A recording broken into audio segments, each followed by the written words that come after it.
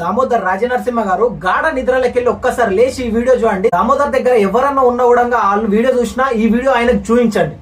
ఎందుకంటే ఉస్మానియా హాస్పిటల్లో ఒక తండ్రి ఏ విధంగా బాధపడుతున్నారో ఒక్కసారి చూడండి. 25 రోజులు ఉంచుకున్నారు, మళ్ళీ తర్వాత చేస్తామని ఇంటికి తోలిచ్చిర్రు, మరి తర్వాత ఒక నెల అయినాక ఫోన్ చేస్తామని. ఇప్పుడు కూడా మేము మళ్ళీ 15 రోజులు 20 రోజులు అవుతుంది, మళ్ళీ ఆపరేషన్ చేసి పిలిచిర్రు. ఇవాళ ఈ రోజు చేస్తాము, రేపు చేస్తాము, అది ఇట్లా చేయాలి, అది అట్లా చేయాలి. రోజు ఒక టెస్ట్, ఒక వారానికి ఒక టెస్ట్కు పంపిస్తారు. వారానికి ఒక మొత్తం టెస్టులన్నా ఒకసారి అన్నా చేపిస్తే అవుతుంది కదా.